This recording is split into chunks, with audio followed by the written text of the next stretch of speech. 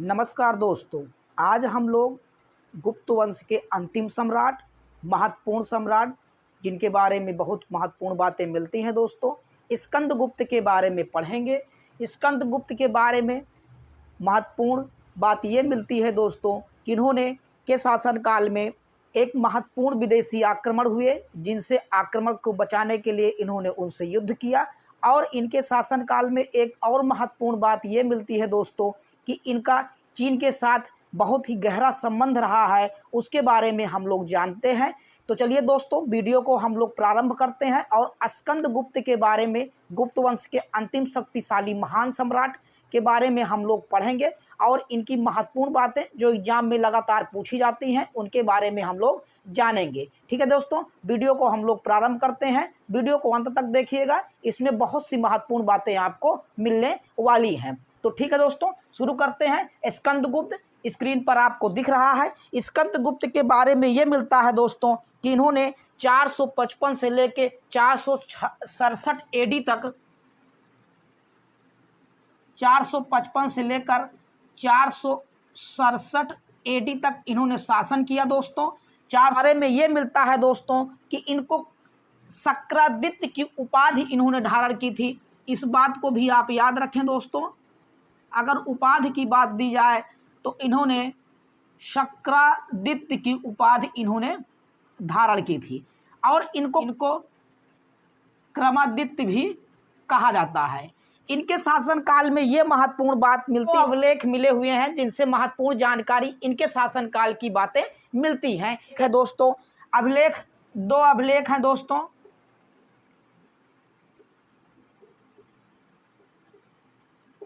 दो अभिलेख हैं जिनसे इनके शासन की काल की महत्वपूर्ण कुछ जानकारियां मिलती हैं। एक अभिलेख है दोस्तों जिसका नाम है भीतरी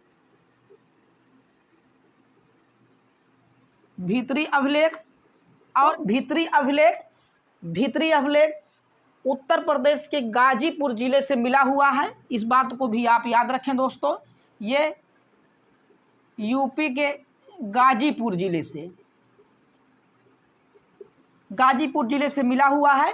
भीतरी अभिलेख से जानकारी ये मिलती है दोस्तों कि इनके शासनकाल में हूण आक्रमण हुआ था। हूणों से इन्होंने भारत की रक्षा की थी। हूणों से इनका आक्रमण हुआ और उनको इन्होंने हराया।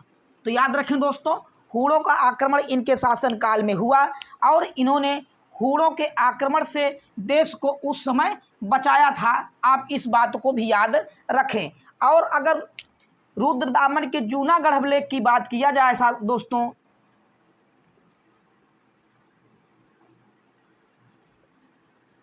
जूनागढ़ अभिलेख की बात किया जाए तो ये गुजरात के गिरनार जिले से प्राप्त हुआ है। आप इस बात को याद रखें दोस्तों, ये गुजरात के गिरनार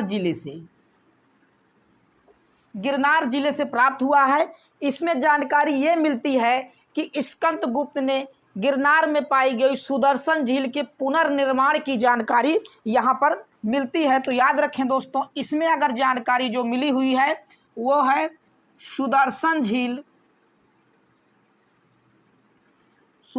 झील के पुनर्निर्माण की जानकारी। अभी हम लोग आगे सुदर्शन झील के बारे में विस्तृत बातें जानेंगे दोस्तों। तो ये महत्वपूर्ण बातें थी, इनको आप नोट कर लीजिए। इन 2 अभिलेखों से इनके हूण जो थे दोस्तों, मध्य एशिया के क्रूर जाति के लोग थे। इन्होंने भारत पर उस समय आक्रमण किया और उन आक्रमण से इन्होंने, स्कंदगुप्त ने भारत को बचाया और भारत को उनको हरा के यहाँ से वापस करने में इनका महत्वपूर्ण योगदान रहा है। आप इस बात को भी याद रखें। आगे इनके बारे में भी कुछ महत्वपूर्ण बातें हम लोग और पढ़ेंगे दोस्तों, इनको आप नोट कर लीजिए।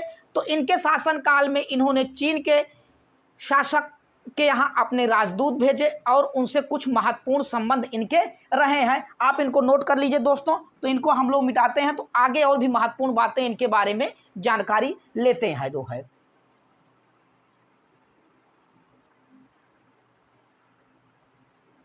ठीक है दोस्तों, इनको हम लोग मिटाते हैं।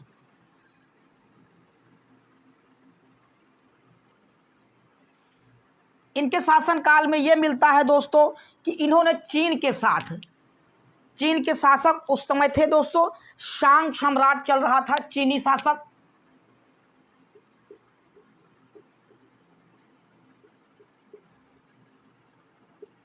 चीनी शासक शांग का शासन चल रहा था दोस्तों। इन्हीं के शासन काल में इन्होंने 466 अपने शासन काल के अंतिम समय में 466 में इन्होंने दोस्तों 466 में इन्होंने यहाँ पे एक राजदूत भेजा था। आप इस बात को याद रखें, चीन शासक के दरबार में इन्होंने एक राजदूत भेजा था।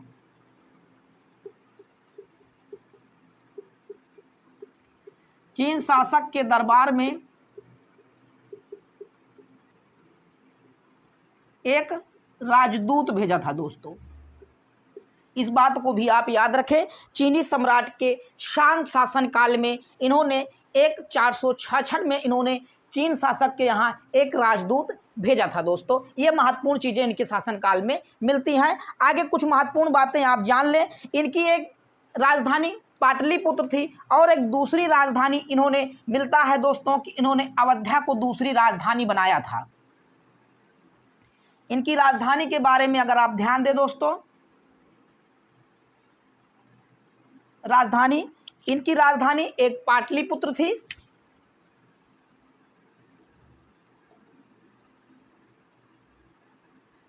और अगर दूसरी राजधानी की बात की जाए तो कहा जाता है इन्होंने अयोध्या को जो अपनी राजधानी बनाया था।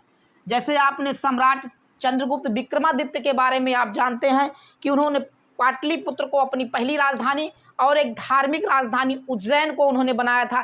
ठीक उसी प्रकार से स्कंदगुप्त के बारे में ये मिलता है मित्रों कि इन्होंने पाटलिपुत्र की अपनी राजधानी बनाया और उसके बाद अयोध्या को इन्होंने अपनी दूसरी राजधानी बनाया था दोस्तों। इस बात को भी आप ध्यान रखें। आगे कुछ महत्वपूर्ण बातें और भी इनके बारे में आप जान लें मित्रों। पढ़ते हैं, कुछ महत्वपूर्ण बातें हैं। गुप्त वंश के एक और सम्राट मिलते हैं दोस्तों, जिनके बारे में कुछ एक महत्वपूर्ण बहुत ही टॉप क्वेश्चन है, एग्जामों में पूछ लिया जाता है, तो उसके बारे में भी हम लोग जान लेते हैं। अगले सम्राट और भी महत्वपूर्ण सम्राट हुए हैं जिनके बारे में कुछ महत्वपूर्ण जानकारी आपके नहीं मिलती है दोस्तों, पूछा नहीं जाता है। अगर एक सम्राट और हैं जिनके बारे में हम लोग जान लेते हैं, इसको हम लोग मिटाते हैं, इसको आप नोट कर लें मित्रों। तो आगे हम लोग एक अगले सम्राट गुप्त वंश के जिनके बारे में कुछ एक पॉइंट महत्वपूर्ण मिलता है उनको हम लोग पढ़ लेते हैं, इसको मिटाते हैं दोस्तों।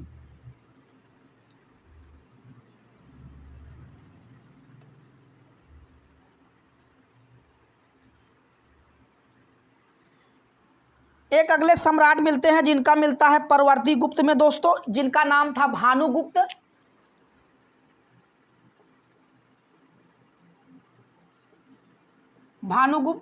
भानुगुप्त के बारे में ये मिलता है दोस्तों कि 510 एडी, याद रखें दोस्तों, क्वेश्चन पूछा गया है, कई बार ये क्वेश्चन पूछा जाता है।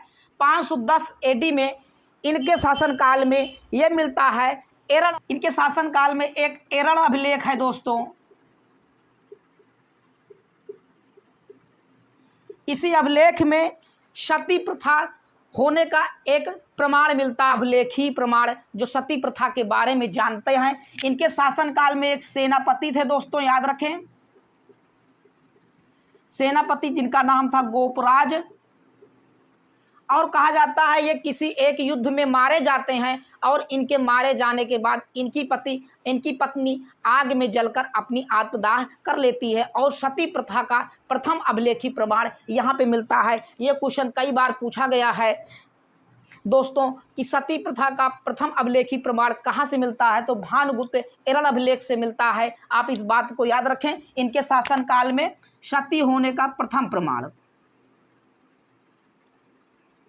सती होने का प्रथम अभिलेखी प्रमाण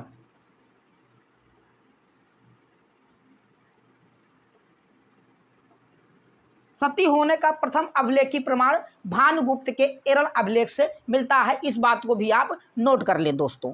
आगे हम लोग एक महत्वपूर्ण बात पढ़ लेते हैं। सुदर्शन झील के बारे में बहुत बार क्वेश्चन ऐसे बन जाते हैं, तो इनके बारे में कौन इनका निर्माण कराया, कितनी बार इनका पुनर्निर्माण हुआ, इनके बारे में हम लोग डिटेल से जान लेते हैं। आप इनको नोट कर लें दोस्तों। तो सुदर्शन झील के बारे में हम लोग महत्वपूर्ण चीजें पढ़ लेते हैं।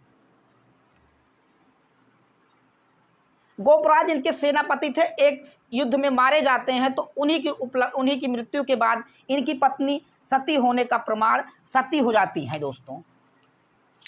इनकी पत्नी थी दोस्तों, सती हो जाती हैं।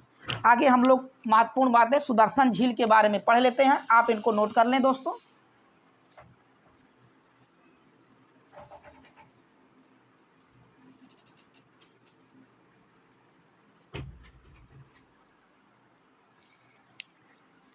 अगला हम लोग पढ़ते हैं दोस्तों सुदर्शन झील।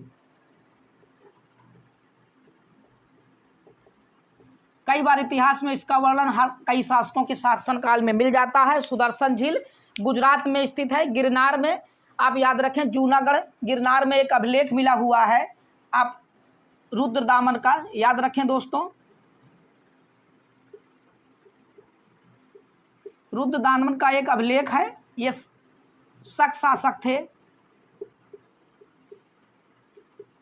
याद रखें दोस्तों, ये शक शासक थे। रुद्रदामन का एक जूनागढ़ अभिलेख मिला हुआ है। गिरनार जूनागढ़ अभिलेख गिरनार में मिला हुआ है, तो इसका नाम जूनागढ़ अभिलेख रखा गया है।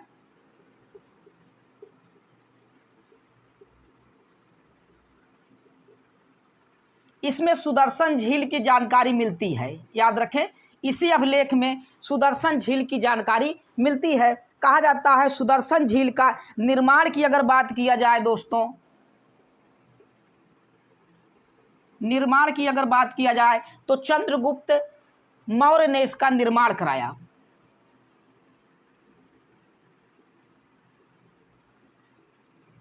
चंद्रगुप्त मौर्य ने निर्माण कराया। और उस समय के प्रशासक अगर बात किया जाए, यहाँ कौन से प्रशासक बनाए गए थे, तो पुष्यमित्र वैश्य थे प्रशासक।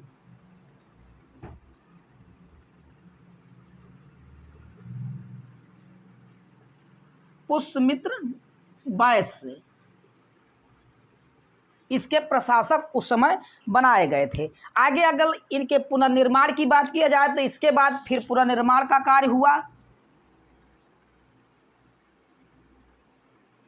पुनर्निर्माण काल इनके ही पौत्र अशोक के शासन काल में पुनर्निर्माण का कार्य चालू हुआ दोस्तों। अशोक ने पुनर्निर्माण कराया। और उस समय के अगर राज्यपाल थे तुषास्प, याद रखें दोस्तों, निर्माण कार्य कराया इन्होंने, पुनर्निर्माण कराया। और राज्यपाल अगर याद रखें दोस्तों,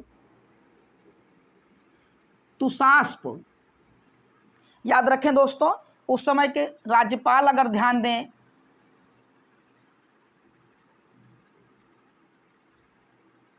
तुषास्प थे, ये यमन थे। इन्हीं के शासन काल में ये पुनर्निर्माण का कार्य, अशोक के शासन काल में इस झील का पुनर्निर्माण का कार्य होता है। इसके बारे में ये नोट कर लें। तो दो शासक और मिलते हैं जिन्होंने इसके पुनर्निर्माण का कार्य किया था, उनके बारे में हम लोग जान लेते हैं दोस्तों। इसको आप ऊपर वाला नोट कर लें।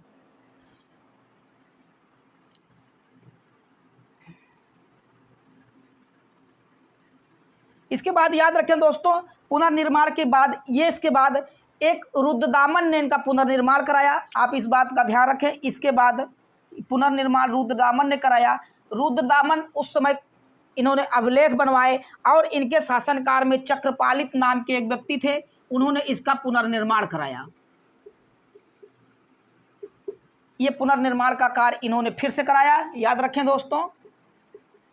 और इसके बाद दोबारा अगर गुप्त वंश के अंतिम सम्राट स्कंदगुप्त मिलते हैं, उन्होंने भी इसका पुनर्निर्माण कराया। स्कंदगुप्त ने भी पुनर्निर्माण कराया।